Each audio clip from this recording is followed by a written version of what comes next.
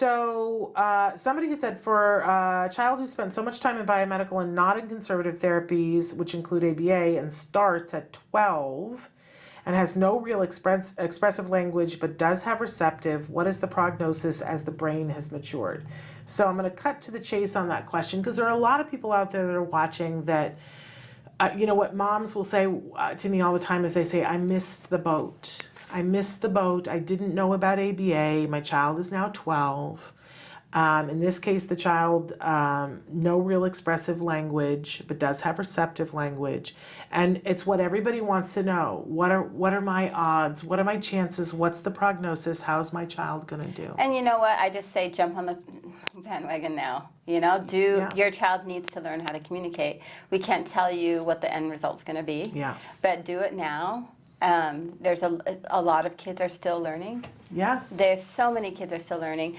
When I first started doing ABA, they used to say the window of development was between 4 and 7, and they thought it closed. Then it was, well, oh no, we realize the brain probably develops till about 13. Right. And then now they're, for males, they're saying adolescence. There's a doctor that says that adolescence doesn't finish for males until 25. Right. Because they realize the prefrontal cortex of your brain continues to develop through that age. Yeah. And that's the part that is like impulse control, self-regulation, and all of that. So we know now that your brain continues to develop. Yeah.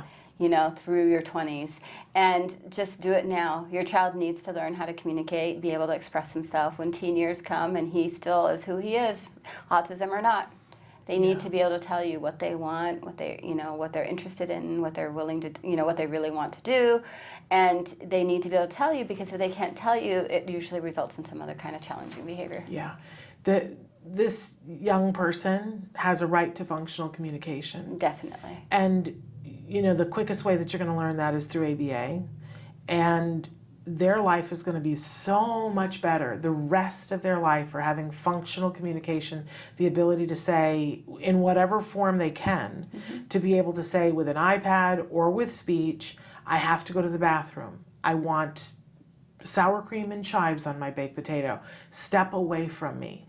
Don't touch me, right? Or it's too loud in here. It's too loud in here. I'm tired. I'm cold. Think of all the things.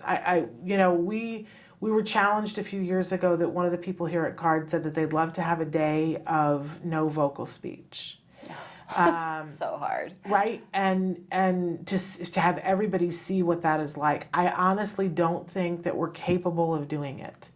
I really don't, which is why I haven't taken it on. We talked about doing it on the show. It's very hard to do a show with no, right? And think about that, about what it's like for these I'm saying I don't think it's possible, but that is their every day.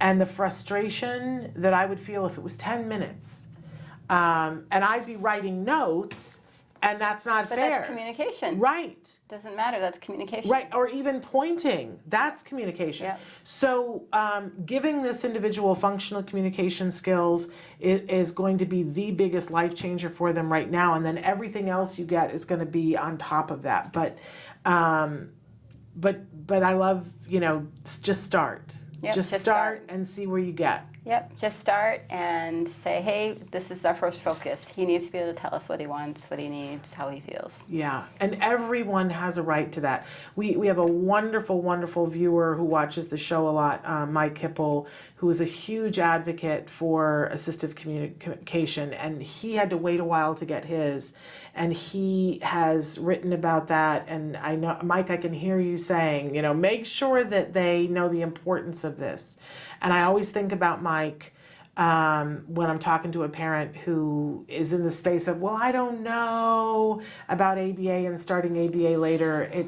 Honestly, do yourself a favor, do this individual the biggest favor of a lifetime to give them the ability to communicate their needs. It's just a human right. I mean, Definitely. I want the UN to adopt that next year as their message for the year.